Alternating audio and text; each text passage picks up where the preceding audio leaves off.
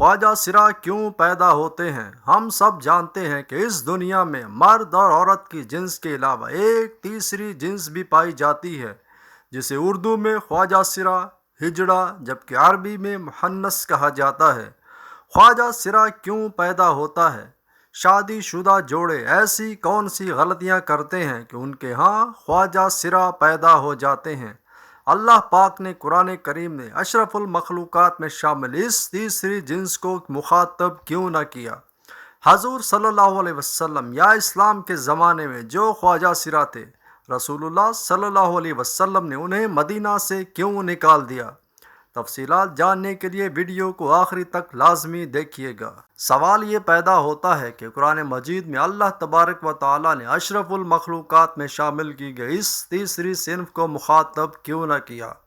کیا اس صنف کی کوئی اہمیت نہیں ہے یا پھر اس صنف پر کوئی احکامات لاگو نہیں ہوتے؟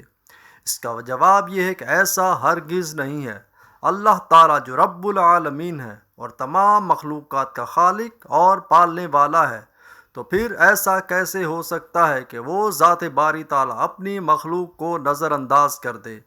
بات صرف پیدا کی گئی اس غلط فہمی کی ہے جو کہ مذہبی اور معاشرتی اکابرین نے خدا جانے کیوں کبھی قابل توجہ گردانی ہی نہیں۔ آئیے اس مسئلے کے حل کے لیے مشہور سائنسدان ہیری کلین فلٹر کی 1942 کی تھیوری کو دیکھتے ہیں۔ اس نے ایک بیماری دریافت کی جس کا نام اس نے اپنے نام پر یعنی کلیمین فلٹر سنڈروم رکھا۔ اس بیماری کے مطابق عورت اور مرد کی طرح خواجہ سرا کوئی تیسری جنس نہیں ہے، بلکہ یہ ایک جسمانی بیماری ہے۔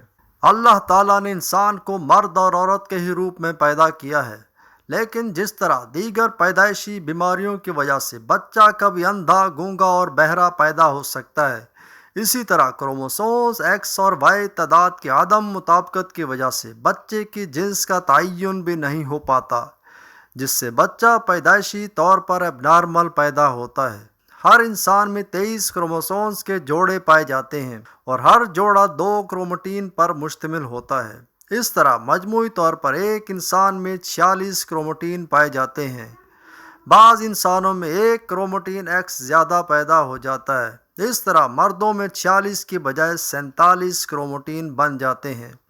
سائنسدانوں کے مطابق ہر 500 انسانوں میں سے ایک مرد یہ 47واں کروموٹین پیدا کرتا ہے، اور بچے کی پیدائش کے وقت اگر یہی 47واں کروموٹین جو کہ باپ کی طرف سے ایکس ایکس یا ایکس وائی کی شکل میں ماں کے کروموٹین ایکس سے جوڑا بنا لے تو بچہ پیدائشی طور پر ٹرانسجنڈر پیدا ہوتا ہے۔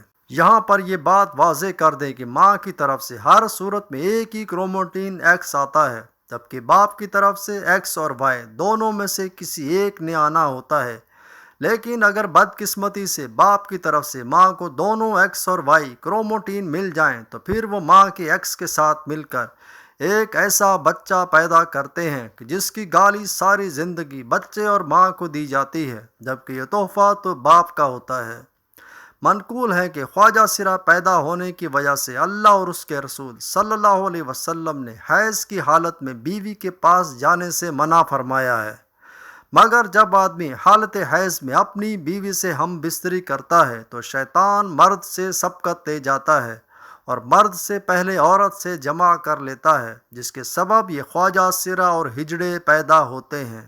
قرآن کریم کی سورہ شورى میں اللہ تعالیٰ اپنی حاکمیت بیان کرتے ہوئے ارشاد فرماتا ہے کہ آسمانوں اور زمین کی بادشاہی اللہ ہی کی ہے، وہ پیدا کرتا ہے جو چاہتا ہے، جسے چاہتا ہے بیٹیاں عطا کرتا ہے اور جسے چاہتا ہے بیٹے عطا کرتا ہے، یا انہیں ملا کر بیٹے اور بیٹیاں عطا کرتا ہے، اور جسے چاہتا ہے بانجھ کر دیتا ہے۔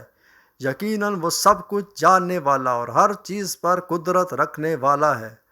رسول اللہ صلی اللہ علیہ وسلم کے عہد مبارک میں بھی یہ جنس موجود تھی اور وہ عورت نما مرد تھے۔ بعض کے نام بھی ملتے تھے کہ وہ میت، نافع، ابو ماریہ، الجنہ اور معبور جیسے ناموں سے پکارے جاتے تھے۔ یہ لوگ رسول اللہ صلی اللہ علیہ وسلم کے ساتھ اسلام کے بنیادی فرائض ادا کرتے تھے، نمازیں پڑھتے، جہاد میں شریک ہوتے اور دیگر امور خیر بھی بجا لاتے تھے۔